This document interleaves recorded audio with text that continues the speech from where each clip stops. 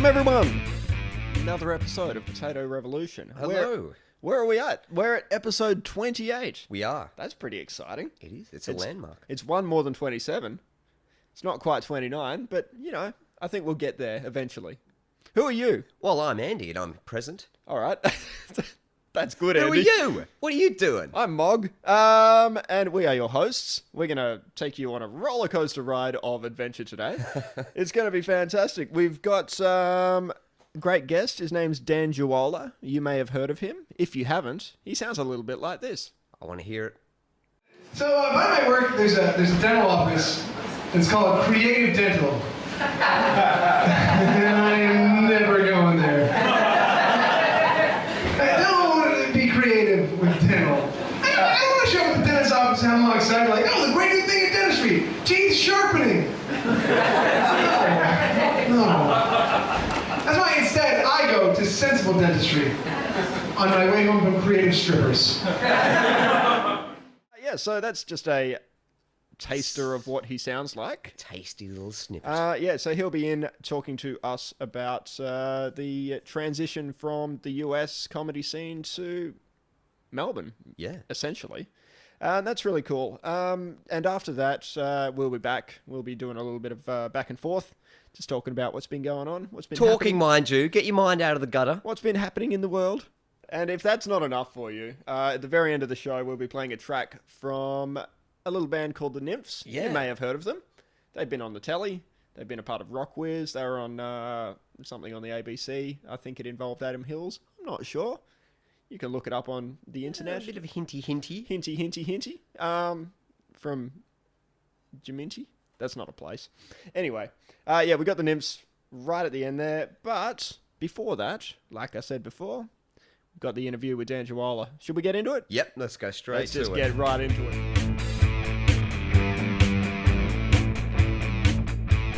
We're here with Dan Juola. That's me. Sweet. Hey, who is Dan Juola? That's a good question. Who am I? Yeah. I'm an American comedian. Is that an actual question or is that rhetorical? Oh, look, you can take it any way you want. All right, well, I'm going to take it literal. I'm an American. I'm living here in Melbourne, as you guys like to call it. I would call it Melbourne because that is how it's spelled. But yeah, so I'm living here. I'm a comedian. And I'm having fun in Australia. Yeah. Awesome. So what made you decide to do the big move to Australia for comedy? I had always do we want the long answer or the short answer? Oh, look, go with the short answer, and then if I need you to embellish, well... Okay, yeah. Okay, the short answer is that I always wanted to live abroad, and I'd been in a relationship for a very long time, and that ended, and all of a sudden I had an opportunity. Yep. Yeah, and the job that I had, I got a job that allowed me to save enough money to do it, so I did. I had a political job for the last campaign, and it paid enough for me to come here, and then the job itself ended because in politics it's cyclical. You know, you only have so long. So yeah. Yeah. Weird. So did you know anybody here? Or No, I didn't know anyone. Wow, just okay. So you just went, straight. So how did that happen? Like, did you just point, you close your eyes and throw a knife at the... No, not even like what happened was, and this is kind of the catalyst for it, is that I knew that so I was in an 8-year relationship and that's what ended. That's a long, yeah. That is not a short relationship. No, not something you can just... That ended, and it ended badly. It's one of those things that it was bad, and she started dating another comic right away, and it was just it's a very bad situation. So you just need to get as far away from I that just situation it as possible. was bad. It was just bad, and she was out all the time, and it was I wanted to move on, and I knew that I don't know. She said she was moving on. Well, who cares what's going on with her? But, it doesn't seem like that, and so I was like, I can't move on if she's here. And so I need to get the fuck out of here. So did. Can I swear on this? Yeah, Yeah, for sure. Well, fucking, I'm gonna then. You shit cunts. What? Let's take it down. Dude, that makes I can understand that will make it very hard in a comedy scene to go up and do comedy, and you're looking into the audience. Yeah, and then she would avoid me at certain places, and it's like I think she went to places that she knew I was gonna be, but I also was like, fuck you, I'm not I'm not changing what I'm doing. Yeah. I'm not gonna go to different mics because I think you're gonna be at one. This is mine. This has been mine. Yeah, you are. Yeah, this is my. And even though she was dating a comic, I was like, I'm not. You being somewhere does not mean I'm not gonna go there. Yeah. So I kept running into her, and it was to the point where I was like, I need to get away from this, even temporarily, because I may go back. We'll see what happens, but I'm only here for I've only got a year-long visa, but that's just. I needed to get away, and I always wanted to live abroad. So about this, the breakup happened in June, and what I did was around August to September. I knew I wanted to start going, and I think must have been September or October or early October that I saw Hannibal Buress. I was looking up Hannibal Buress clips, and he did the Melbourne International Comedy Festival. Right. And I saw that, and I said I was like, I could do that. I mean, I wasn't like, I'm gonna have my own festival show. Obviously not. Yeah. But I was, where there's smoke, there's fire. Yeah. Or where and so the smoke was the festival, and the fire is the comedy scene. Like, I knew that you can't have a festival like that without something to support it. That's right. Yeah, same as Edinburgh as well. Yeah. So I knew that there was going to be something there. I didn't want to go to London because that was like people go to London. Yeah. Like, that's too common. People don't. There's a very few amount of American comedians who just come down to Australia for comedy. So I wanted to be. That's what I wanted to do. I wanted to try that. Yeah. Well, there's a lot of I guess Australians that tend to go. They move away from Melbourne to chase this, but on the flip side of things, we don't really get many people coming here. You get. The Brits. You get Brits coming? Yeah. Only during the festival. No, that's not. We get There's a couple of here, Brits that do but by and large, we only get like a huge influx during the festival, and they fuck off, which is understandable. But. Yeah, but I mean, it's just being in general. There are Brits here. I don't know very many Americans who didn't start here. I can come to think. I can't think of anybody else. I mean, there's Asaf Gershak, who's Canadian. Yeah. I can't think of any North Americans that come down here that stay. I mean, I guess Arch Barker too, but I'm not. I'm not like, I'm a headliner. No, I'm a schmo who's trying to make it doing comedy. How long were you doing comedy in the US for? I had been doing comedy in the US for a little over 2 years. Yeah. When I decided to move. I started in late November of 2010. If I'm not mistaken, the 29th of November, it was my first gig ever. Which is, I mean, I've been doing it a long time, and I started to get a little bit, I'm not saying that I was successful and like wildly successful, but I'd been working. I'd emceed one of the big clubs. In fact, it was the 2-year anniversary of my first gig that I started working at one of the big clubs in town, which is really an important date for me. So, I've been doing it for a while back there. It was, it was fun. What made you go, all right, it's, 2010. I got to get up on stage now. What was the thing that made that happen? Essentially what happened was I'd always been funny. I mean, I'm not like, you know what I mean? Like I always knew that I wanted to do something with comedy. Yeah. But I didn't know what I wanted to do. I mean, I'd been writing stuff down, but I hadn't, I'd always wanted to be like a writer. Yeah. I never wanted to be a stand-up. But what ended up happening was a friend of mine started stand-up. Well, okay, more importantly, let's put it like this way. I'd always wanted to do comedy, but I always thought, it's too late. Because you always hear these guys that start at like 18. Yeah. Yeah, there's a lot of that, yeah. They start at 18, and 15 years later, like, here I am, I'm very successful. And I was like, I can't start now. I'm 22. It's too late for it, which is the dumbest thing ever. That's the dumbest thing to think. Yeah, it's completely stupid. It was completely stupid, and I recognize that. But so I'd always had that thought of like, well, I can't really do it. That'll take too long. It's really dumb. And then my friend started doing it. He lived in Boston at the time, and I'm from Minneapolis. But he's from Minneapolis, but he started doing it in Boston. Yeah. I think, in part for him, it was to meet people and to get like, because that's a really good way to you can go and meet people. But I saw him start. He was talking about it, and I was like, "Fuck that! I could do that." I find that's a lot. Like that's a catalyst for a lot of people. They're interested in comedy, like you said, like maybe doing a bit of writing here and there. Like watching a lot of TV shows and seeing stand up specials and stuff like that. But the main thing that makes them go and take that step and get up on stage is they look around and they're just like, you know what? I reckon I could do better than the guy I saw down there. Yeah, I agree. I mean, I agree with you that wasn't my specific reaction. Specific. No, I wasn't like, well, fuck him. He's not funny. I can do it. It was more like, he's a funny guy, but so am I. I could do that. This is not. So it's like a job opportunity, or like not a job, well, an opportunity. Yeah, it was and he wasn't even doing it in Minneapolis. I was like, he's doing it over there. Fuck, I could do that here. I know there's people doing, and I'd gone out. Acme is the big club in town, and their open mic on Monday nights is very successful. And I used to go. I had class on Monday nights during university, college. We call it college. You guys will call it university. That's why I use university first. I try and help Australians. No, but because I had class on Monday nights usually, I couldn't go to Acme all year, but during the summer I would go almost every week. Yeah.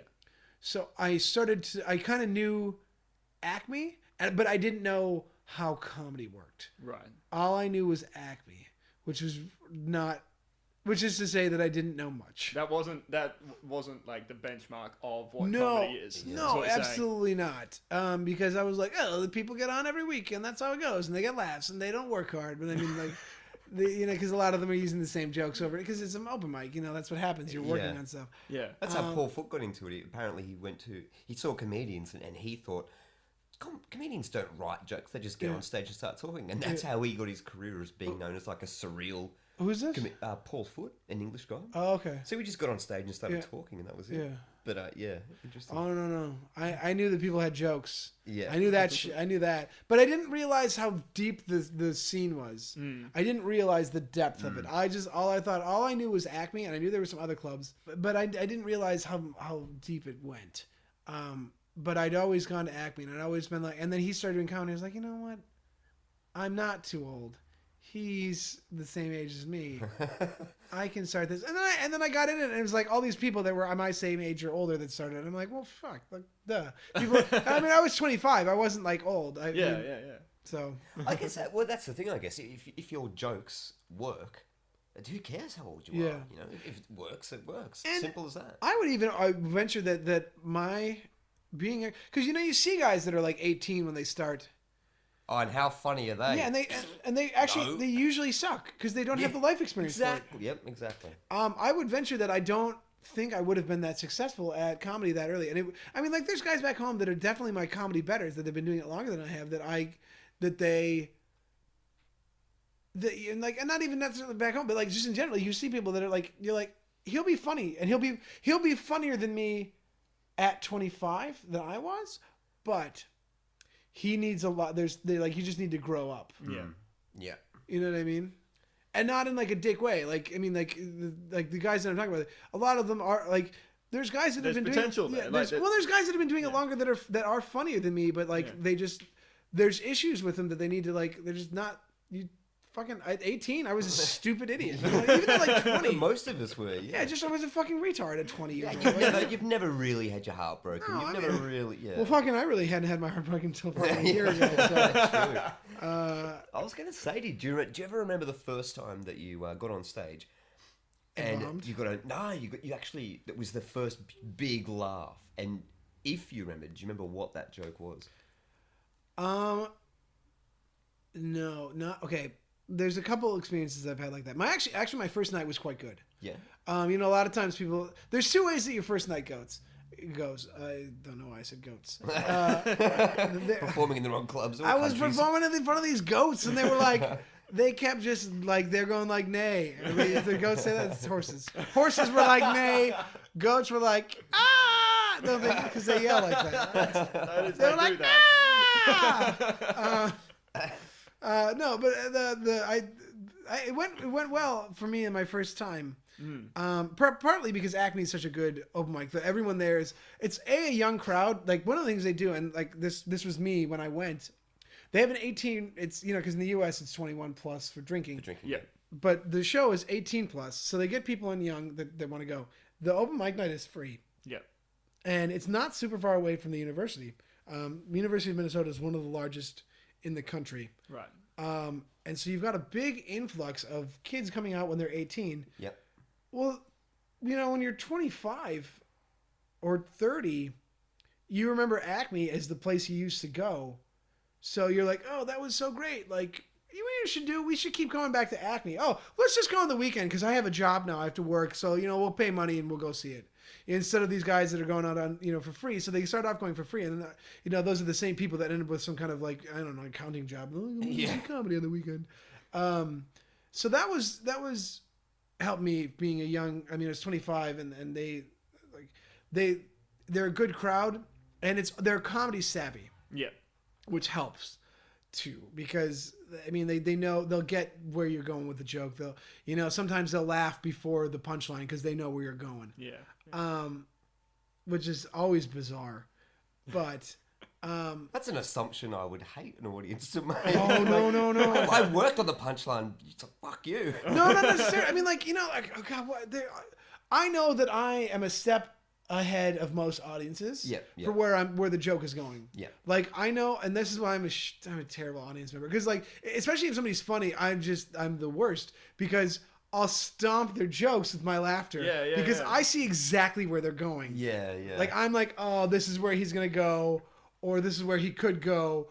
Or this is where she could go. I'm going to be gender non-specific. She could go that direction, No, because I'm not a chauvinist. I just proved it, guys. It could be an itch. It could be one of the. I'm sorry. Non-gender specific. A Pikachu does not do jokes. There are no genders in Pokemon. There aren't actually genders in Pokemon. You learn something new every day. Now you can be like. I always thought. No, I did. Yeah. Really? I always. So it's like Transformers. Well, I know Transformers. Fuck you. Transformers have genders. Yeah, they do. All right. They do actually. Yeah. Yes. It was all male up until the RC. The second season where it was that woman. RC. Yeah. Yeah. RC was the. She was. It was a condescending thing that they made fun of her. They didn't make fun of her, but they did talk down to her a little bit. Not quite. Yeah, you can transform into into well, a Hasbro pink car. needed a transforming Barbie doll. That was probably a pink car. It was a pink car. Where she was a pink car. Yes.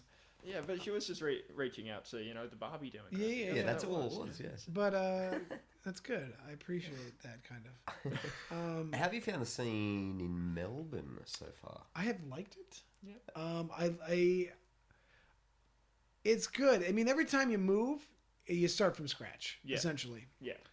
Have you found that the newer comics that might not be so good in Australia compared to the newer ones that might not be so good in America, is there a level of from at least where I'm coming from is that are the good there's more energy I've noticed in like American comedians. There's more energy and like the pace is a lot faster. But you guys, and this is not an attack. It's alright, I haven't been on stage yet, it's fine. No, I know, but this is, but fuck your country and everyone that lives in it. No, I'm just kidding. What? Let's go, hey, what? No, but there's a lot of weird comedians here. There's people that do weirder stuff here. Yeah. Right, so like alternative, you mean? By surreal sort of stuff? Or? Yeah, I guess alternative is the one way you could put it. I would just say weird. People getting on stage and be like, bleh, and then they just do. It's like alt comedy, and I like to think that I like alternative comedy, and then every time I see it, I'm like, well, fuck, I hate it. Just be a fucking... Yeah, it's the thing. Just make a joke. Is it funny or is it not funny? It's not an art performance. No, exactly. Yeah. Just make a joke. Make me laugh. Oh, it was weird and edgy. Oh, I'm sorry. Neither one of those words were funny. Neither one of the words you just described was the word funny. Yeah. That's what it boils down to. And that's for me what matters the most. Is it funny or is it not funny? Yeah. I think there's people that have potential here that are new. there's people back home that have potential that are new. I've got some friends that I know are gonna go places. They're gonna be more successful than I am, and it fucking kills me that I know that, but I do. I know that they're A, funnier, and B, working harder than me. Yeah. And I'm not a fucking slouch. I work hard, but I don't fuck it. There's more. Yeah. There's more to it. You know. My brain just doesn't work like that. Like Yeah. they're just weird things about these, and like I know that I am funny. Like I know that I do well, and but at the same time I know that they have funny. They're funnier. Well, better put together. They're like weaving their shit in and out. I'm Yeah. like, you've been doing this 6 months. How are you better than me already? Like, Is that an actual thing, or is that just how you're perceiving it? no, well, I'm Yeah. like most comedians, I'm insecure. That's So, Yeah, I think we all need. That's a reason. Like we need to validate our Yeah, existence to a certain degree. but I would say that no, they're definitely like they're farther along. And like I've got a friend back home, and I was helping her a lot, like as much as I could. Well, like mentoring, you mean? Yeah, Or- like mentor. Yeah, and giving her like not pointers on jokes because I don't. It's not wise to do that in general. And more importantly, like I don't know. It's that arrogant. You might be missing the point of the joke. Yeah, exactly. Because it's I try your- not to do that too much, but I mean, I'll do it if I think so. But always the other thing is always with the caveat. Don't listen to what I say. Yeah. But here's what you should do exactly. But no, like I was just trying to be like, hey, like make sure you talk to these people. Like this is like industry stuff. Like me going, hey, you know what? I didn't do this. I wish I would have. Now, like obviously this goes with take this with a grain of salt. But you should talk to this person, and you can probably get work if you push it hard enough. You know what I mean? So it's that kind of stuff. Yeah. So this kind of leads into this question: is there anything that Australian audiences or performers could learn from their US counterparts? Is there anything, or vice versa? Like, is there something that you like can see that either there's something more endearing about one than the other? Not necessarily. Or is it just that it's different sides of a coin? It is. It's. I would say that that's a perfect phrase for this situation because there are things that I really dislike about the Australian comedy. Like I hate the break system. Yeah. I hate brackets. Yeah. Oh, really? I despise it because It takes you out of it. yeah, it does. It takes you completely out of it. And if you haven't paid to get in, you don't care. There's no reason for you to come back. Yeah. If your friend was on the first bracket, guess who's gone for the second one? Yeah. See, as a smoker, I love the bracket system.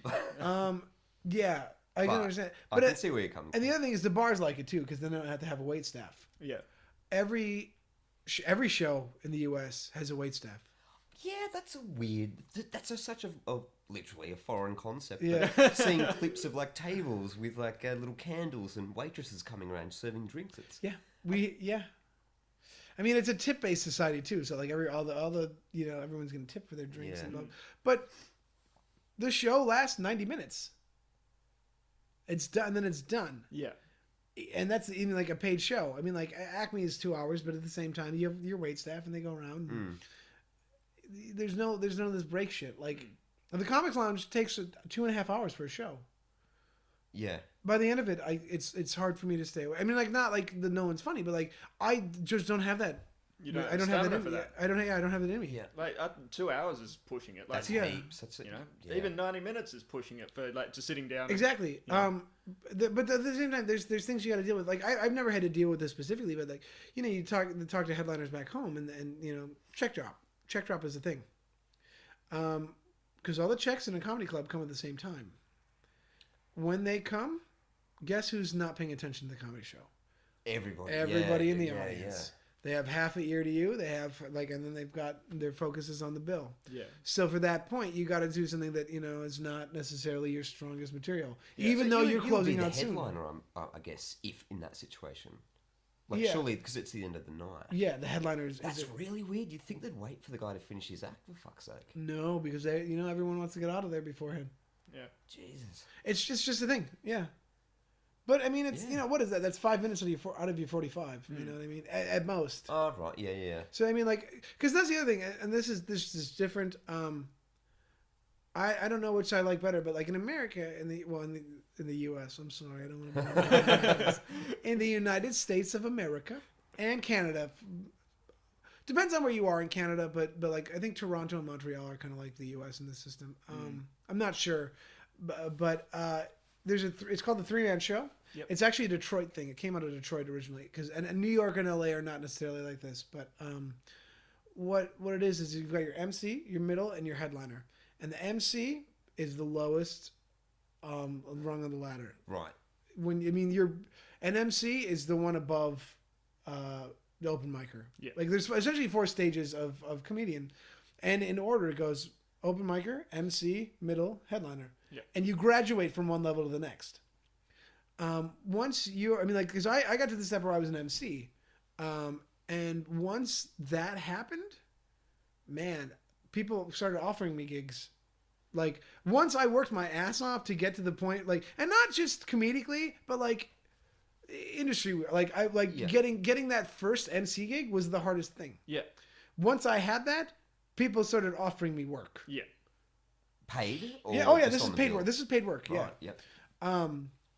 At first, I mean, some of it wasn't paid, but I mean, just in general, like all of a sudden, I started having work other places, and that's what happens. And then middling is the same thing, and the middle is the sweet spot really for the show. I mean, it's hard because you're not really in control of anything. MC is in the control of the pace and everything like that, but and the headliner, it's his show. But middle doesn't have to worry about anything. Middle just got to get up there and be Get funny up there, for do their thing, and then take the check and go home. be funny for 20 minutes to half hour. Yeah. That's it. Fucking awesome. I don't have to worry about shit. I mean, not that I'm in middle back home. I mean, I will be probably. I don't know. We'll see what happens when I come home. I don't know where I'll be at because of moving. Yeah, I was going to say, where are you hoping to? Are you hoping to go down like a sitcom path, or you want to get into comedy movies, or you just want to do stand up? Straight stand up. I would love to be a writer. It's stable. Yeah. And I would like, despite the end of my long relationship, I mean, I would like to be able to have a situation where I don't have to be on the road. Yeah. If, 50, Also pay to pay 45 almost. weeks. Yeah. Yeah, I mean, I'd rather not be on the. I don't want to be a road dog. I don't want to have Yeah. to. I mean, like, if that happens, I'll take it. I would love to do that over anything. But if I have a choice, I'd rather be a writer. And I mean, I'm trying to learn how to do that. I've got a blog going, and I've started doing that here. It's called Juolawing in Australia. Yeah. In part because it's like I'm wallowing, and like it came up because I don't remember how it came. It was at one of the open mics back home. And I would somebody was like, "Oh, he's wallowing," and I would and somebody else was like, "Jew wallowing," because everyone calls me Juola, even though I say Juola. It doesn't really matter to me. I don't care. Honestly, people are like, "Oh, does it matter that people are messing up your name?" I was like, "Not really." Like, are you kidding? You know how the Finnish pronounce it? Yola. It's just Yeah. weird. Yeah, no, I'm American. I didn't get you know what happened to everyone in Ellis Island when they were like, "What's your name?" Like Karmarchik. You're like, "Oh, Smith. Get on and let's go." Yeah, that's what happened. right. Yeah. You know what I mean? That's why there's a ton of Smiths in part. I mean, the other thing is because the English were like, "Oh, we're all named Smith." Yeah. And you're like, "That's a dumb name," and they're like, "Well, we don't care." The Chinese did that as well. Every guy was called Charlie. Oh, really? Charlie Chan. Yeah. Oh, really? Yeah. Okay. But when they came over to America, you mean? Yes, Yeah, not yeah. Not just in general. I just not just some arrogant guy who's obsessed with Western culture just back in hanging Shanghai. out in China. Yeah. You call me Charlie, mister. Sorry. Look, well, what else is good? I was perusing your Facebook page because I was like, who the fuck is Dan Juola? Are we Facebook friends? We are. We are now? We are. Okay. all your details are on there. And Perfect. yeah. No, I leave them all open. I don't want. One of the things is Height. yeah, I'm like penis girth. Yeah. If you need to know it, it's fucking there. All right. Sometimes someone's like, "Oh, I was gonna make a custom condom for him, but I didn't know his girth." That's happened multiple occasions. You guys didn't laugh at the penis girth jokes. No, you've done the responsible thing. That's why. Okay, good. I was smiling. You were smiling barely. That's how we Guy, laugh in audience, he was smiling barely. Anyway, apparently you like the Bible and the Satanic Bible. Yes. Funny thing about that, I have looked up the because you can click on the Bible. No, I should say they both come up, and I started getting there's another thing that's funny that's similar to that I will explain in a bit, because it was funny. But what happened was I started getting religious ads too. I get a ton of christianmingle.com ads because of like my favorite book is the Bible. But see, because that's a computer thing, because the computer's like, oh, the Bible, he likes the Bible, so Bible. But the satanic Bible, anyone who sees that I have both is gonna laugh. Yeah. And be like, oh, he's clearly not into the regular Bible. And so, but the computers, they're like, he's a Bible thumper, and I'm not. What else did I do? In my interest section, like it would, every time you put a comma, it would like link to your thing. I don't know if this is all like this anymore, but one of my interests was loving Jesus physically. And there was me and some really religious woman, because it would pop up everyone else who did that. Yeah. It would be me and some other very religious woman. And that was it for who loved Jesus physically. She's the person who started the group, probably. It wasn't even. It was just that like she had forgotten a comma at some point, and so she was like, it was me loving Jesus physically and her loving Jesus physically. Yeah, yes. Like something like that. I always got that was funny because it was only the two of us. It was me and her loving Jesus physically.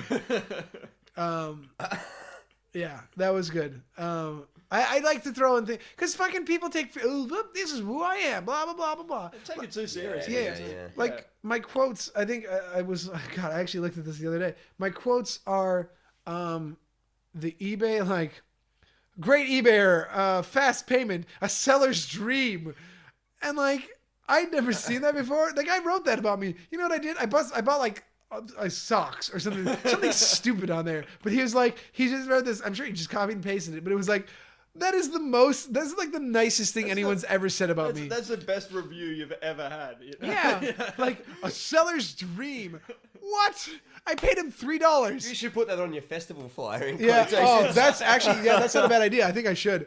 Because it's a raving review for fucking something so pedestrian as I don't even think it wasn't even socks. Socks was like too nice, like because people, I'm sure there's people on like, oh, those are well socks, those are nice, I'd have to buy, they look well bid. It was probably me buying like a fucking cable for 2 cents instead. I don't even remember what it was, but that was just it. It was just All right. Well, thanks, Dan, for coming on. Yeah, thanks for being on the podcast, man. Thank the two of you. I would like to thank you.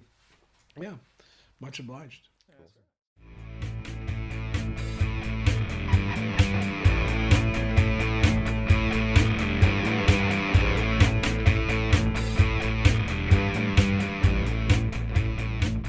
So that was Dan.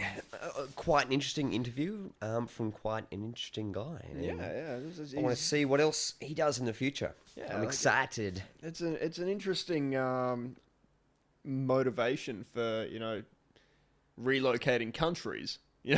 Oh fuck yeah! It's just but if that's the motivation for doing anything in life, then who am I to judge? I mean, we've all done it before. We're like, oh my god, this is not working. Let's just change states.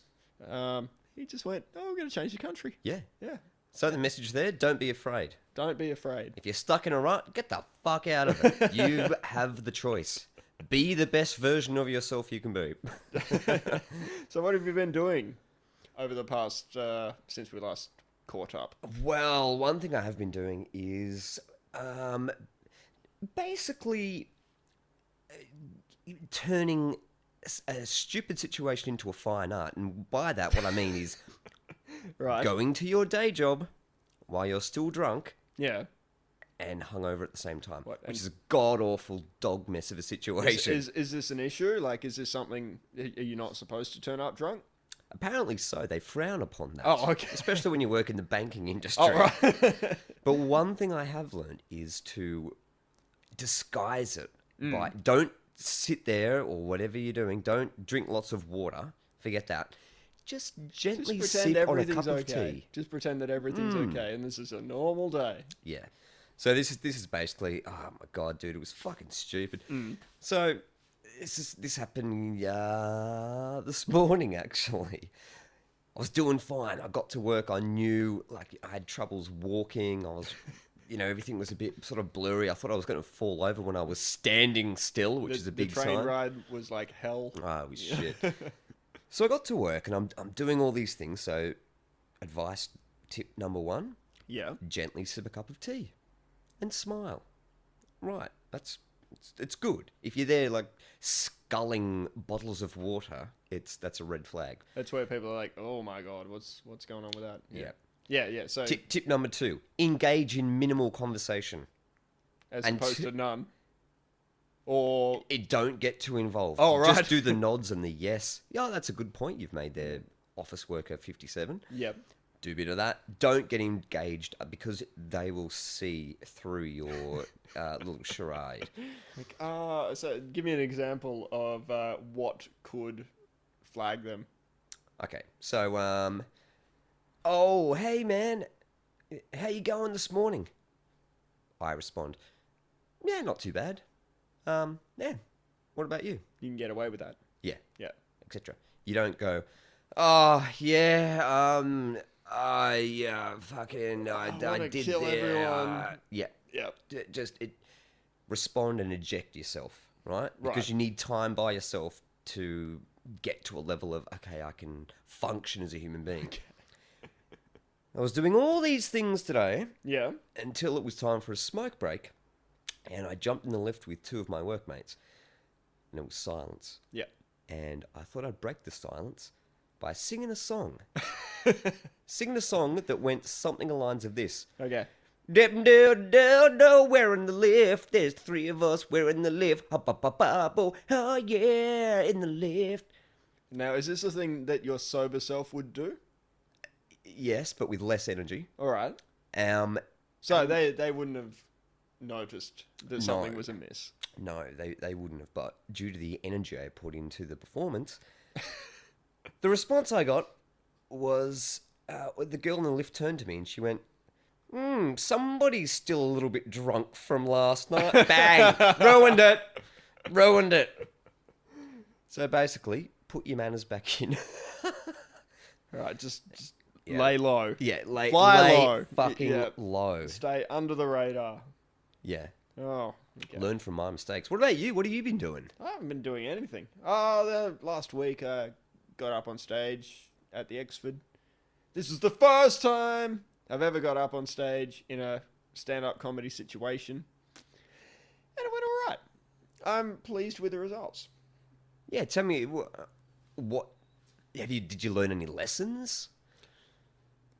Yes. The first lesson that I probably learned, it was the first thing, like it's the thing that is foremost in my mind, is when you're doing, lines for jokes and you're telling a bit of a story, and there are basic elements within that story that are necessary to A, get you from one point to another, and B, to pay off a punchline. Don't miss those essential moments and then say the punchline. Dude, I didn't know. I Because was none the wiser. because when you tell that story, it just comes out as, that's an odd thing that you... And I realized, as I was doing it, I was like, oh, fuck, I missed a vital point that would have made this a lot funnier. Yeah, shit. But that was one moment out of the, 5 or 6 bits that I did. And, it was a really good experience. Apparently I headlined. Yeah, that was a weird thing to happen. If you've ever been to the Exford, they don't have a set headline. They just put you on as you turn up, basically. I didn't know this. I turned up quite late. I didn't think I turned up that late, though. No, you turned up at the right time. Yeah, but I didn't turn up. Like, I get the impression, though, that if it was being written down in terms of, like, when you turn up, that's when you, like, and they put your name down. That's the order that you come up on stage. Right, okay. I think people turned up after I turned up. How did I end up right at the... I don't know, Right but at it's the- a bit of a the top, baptism as by it were. fire, which I think is a good thing in hindsight, Yeah. Anyway. No, the only criticism I'd have of the whole night was there was this one dude, and he did all right. It was his first time like me, so I felt a bit of He sympathy will for remain him. nameless. Yeah, we were That like, cheeky little boy. cheeky little fella. He went on for about 10 minutes. Which is 5 minutes longer than what he should have. Yeah. Which was fine because, he was engaging, but there weren't that many jokes. But like I was encouraging anyway, because I was just like, oh well, if this is his first time, like good on him, because he sort of held his own and seemed in control of the situation. Yeah. What I didn't realize though was like when we first rocked up, there weren't a whole lot of people in the actual vicinity. Yeah. And then, like, I was sitting there watching everybody do the show and that sort of thing. Yeah. And then when I got up to take a wee just before, like, I was on. Yeah. There's a I turned fuckload around, of people and there was all of a sudden. There was a huge amount of people. I was like, where did all these people come from? And there's, like, punters who have walked in. And That's like, what I was thinking. I So I'm don't like, oh, I've never seen this many people at the fucking X-Film. yeah, where to did they see all comedy. come from? And I thought, oh, this is going to be really good because I've got this huge audience. Yeah. So, Not yours.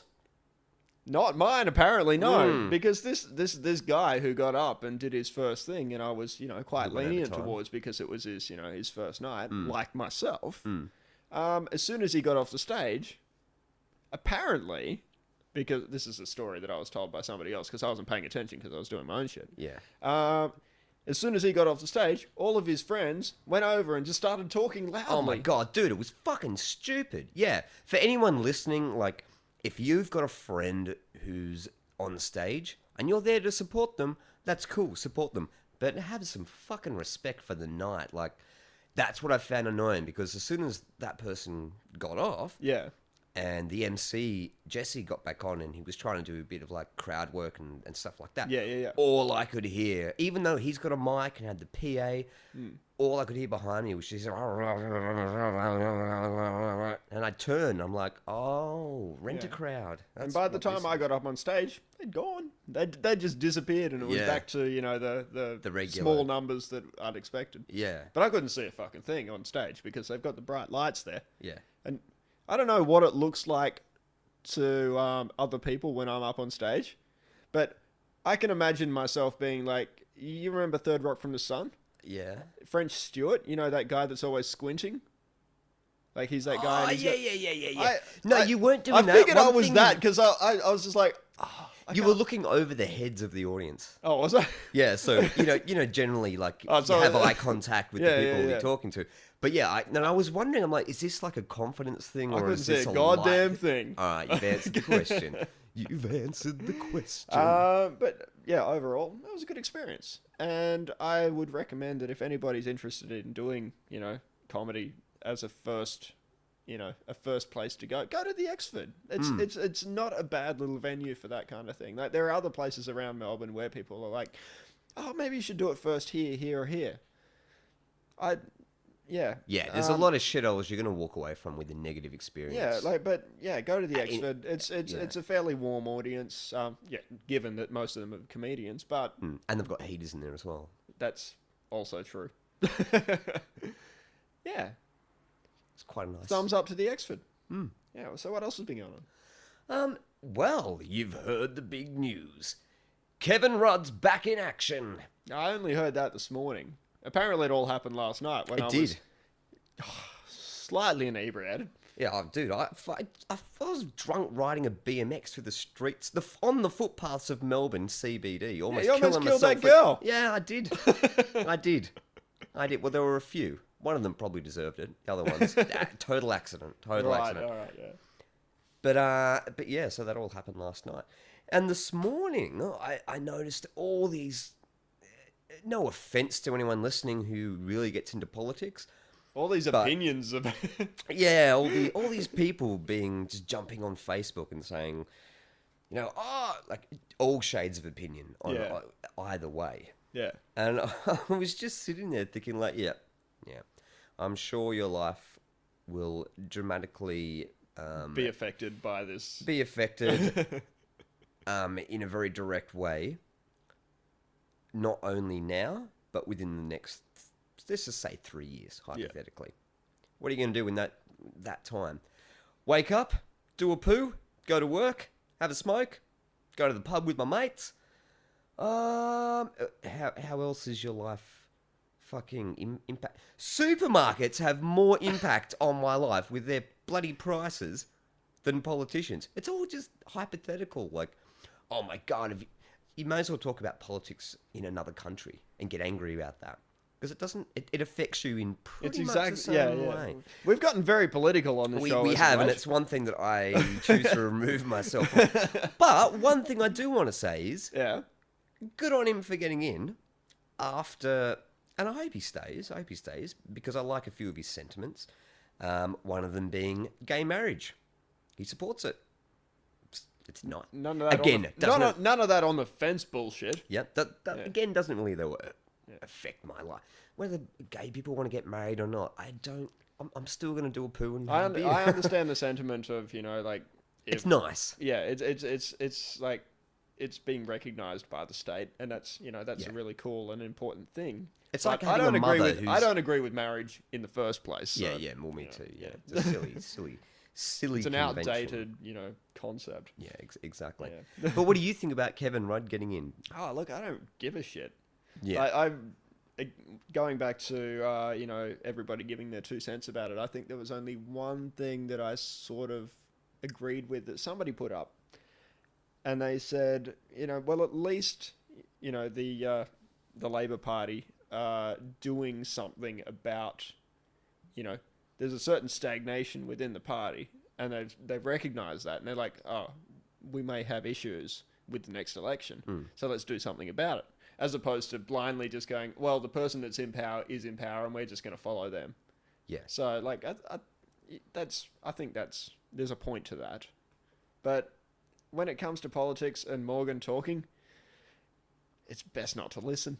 Yeah, dude, no. Because I don't know, and I don't care. That's not right. affected. It's as long as dude, if they came out with as long as we haven't got like the Nazi Party rising to power, I'm cool, man. Yeah, exactly. Once if they tried to ban alcohol or cigarettes, then you'll see me protesting on the streets, burning bins for attention. You know what I mean? And no more Julia Gillard, the woman. There was so much backlash against her, like, oh, she's a female, blah, blah, blah, blah. Which is ridiculous. As if it matters. Yeah, She got the job done. Do the job. She spent, I don't know how long it was, like 2 years or something in that position. And everything went fine. Like, nothing was upset. There was no apple cart to get upturned. So, anyway, politics and Morgan. Yeah. So you don't have issues with women being in power? I've got no problem with women being in power. What about women in general? What about them? I don't know. Oh, well, I don't know. What do you want to talk about? You want to talk about my awesome picking up? What, you have tips or something? I don't have tips. I just want to talk about my amazing approach, which works for me. Okay. And this is... Tell me what works for you. Well, this is... Because I haven't bloody seen it! Well, I wouldn't say that it's, positive, but I wouldn't say it's negative either. I'd just say it's a thing. As long as anyway, it's not HIV positive, this continue. this is something I've noticed when it comes to... It's something I've noticed. Yeah, for Steve Coogan fans. Anyway. Something I've noticed when it comes to me and going out to the pub number. And the opposite number. Yep. I've got this fantastic approach. Which is? Enlighten me. It's called the high and hide technique. I'll go up to them and I'll say hello, so they recognise my existence. And you go hide in a bin. I love it. Pretty much. I'll just be like, I've said hi. I've instigated something. But as soon as that happens, I'm like, I'm in too deep. Okay. Reverse. Get me out of here. Reverse. So now I go and just, hide behind a pole for the rest of the night. And stop going to strip clubs to pick up women. I know. But that's my style, and I'm comfortable with that. And I just want to put it out there to, guys, if you want to put it out there to guys. That's the catchphrase. Here we go. I'm editing this podcast.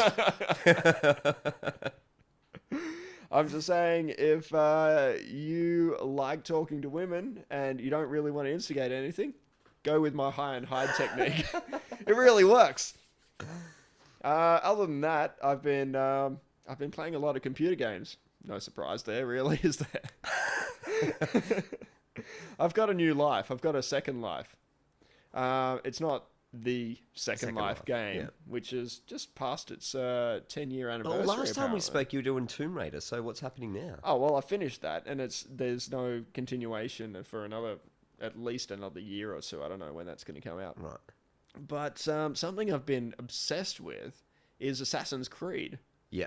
And you know about Assassin's Creed, right? Oh my god, Assassin's Creed, what is it, 4 Black Ship on PlayStation 4? That's coming out in October. It looks so fucking good. Yeah, it's gonna blow your mind, and it's gonna be, you know, phenomenally great. But the thing about the Assassin's Creed games is, what works for me anyway, is it has this, you know, game within a game. It's aware of itself. It's got a sort of like to be.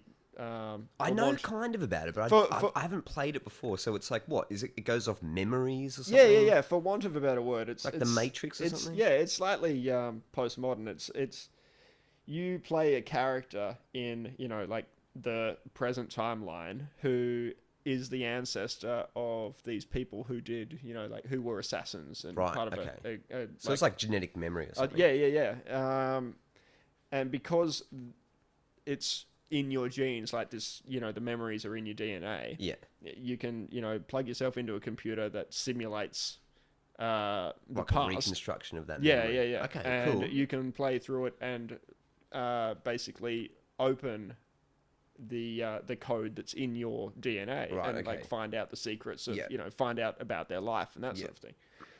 And then there's that side to it, and then there's a weird science fiction-y, even more science fiction-y, I should say, side to it, where like this is happening, but there are also these other beings which we would, you know, refer to as gods that exist and have their own agenda for the human race as well. And shit, I had no idea it went that deep. Yeah, okay. But like, you know, it's like, you know, you're a character that goes into a computer simulation to, you know, do all this sort of thing, and you live your life in there, and then you come out, and you know, it's got that level to it. But when I'm playing the game, it's like Inception. You go into it, and then you're in another dream and in another thing like that. Okay. And I'm obsessed with it. Really? And it's fucking awesome because you get to run around and like, you know, just live in, you know, like historical situations and settings, except, you know, have a big knife and stab people. And it's sweet. Yeah, that's... but I finished the last game that is... just being in here with you with that guy. Well, look, these are my fantasies, and I'm comfortable with that. But, yeah, like, I just finished the last game, Assassin's Creed 3. Yeah. And, like, I don't know if I mentioned it with the Tomb Raider game. I finished that game and I got a little bit emotional because it was such a hellish experience to go through. And I was just like, oh my God, I'm so glad that, you know, me and Lara Croft got through that together. It was amazing. Lara Croft and I. Fair enough. But with the Assassin's Creed games, like, there's not that emotional side to it. But I got to the end of the game and I realized I can't spend time in this world anymore because I've completed all the missions. So it's not like Grand Theft Auto where you can keep going back. Oh, and no, it is. Stuff. But, you know, with Grand Theft Auto, when you finish the game, like the storyline part of it, you can go back and do all the submissions and stuff. But because you're not pushing the game, like the storyline forward anymore, it feels a little redundant to do that stuff. Yeah, true. And I finished, the storyline part of it. And as the credits are rolling, and I'm like, I already miss walking around in Middle America in, you know, 1778. I already miss that experience. Yeah. I've got to wait till October for the next game to come out. What am I going to do? Dude, you get a girlfriend. Fuck off. High and hide, that's what I say. Yeah, no, to be honest, running around stabbing people in the past. That's a good... When you put it like that... we should wrap it up there, but before we do, there's a little gig coming up on the 9th of August. Yes. Volterra, they're some friends of ours. You've probably heard them before. If you haven't heard them before, like, just go back through the previous episodes and you'll find a track on one of the... we got links and things like that. Yeah. Like, we'll put the links up and everything as well. But this is really exciting. These guys are really cool. Yeah, this is a band that I did the artwork for with their last album. And I'm really keen. And because I I'm in contact with them quite a lot. I've heard the difference between what they did then and what they're doing now. It's really fucking cool. So I'm really excited about this. There's metal, there's a bit of folk, there's like they mix it up. It's getting it like there's a whole bunch of world influences and stuff that they're chucking in there, and it's really cool stuff. Yeah. But you should go to the album launch. So 9th of August. It's at the Northcote Social Club. That's a really cool venue for anything. It is, yeah. And it's like, if you go and get the tickets online, $12, at the door, you pay $15. Either way, it's a pittance. You'll get to see Volterra. You'll get to see 3 other acts that are like all, in a similar sort of like they're in that sound, frame, but they've got different influences and stuff. It's going to be a big night. Yeah. It's not all the same music. Yeah, like, each act has their own flavor, which I think is really bloody good. Yeah, so that's coming up. There was also something else I wanted to mention. Oh, that's right. The track we're just about to play from the Nymphs. This is from those lovely girls. Don't say it like that. You sound like a creeper. That's because I am. Okay. This particular track is from their 2010 EP. And that's kind of when I first, cottoned onto them. I saw them out a couple of times. Yeah. And this is a track called Mr Slink. It's about a cat. It's so good. I love it. It's awesome. But they have an album that is coming out at the end of this year as well. So we'll put the links up to, their Facebook and their website and stuff. And just keep your eye out for that because it's going to be really cool. It's I'm just going to say the girls' names because I want to. So it's Beck Chapman, Jane and Claire Hendry, who are sisters, and Kel Day, and the 4 of them are the Nymphs. And just check this out because it's awesome. It's Mr Slink. Enjoy, guys. All right. See you next time. Bye-oh! Scooby-Wappa, Scooby-Dooby-Doo-Wappa, Doo-Wah. Scooby-Wappa, Scooby-Dooby-Doo-Wappa, Doo-Wah.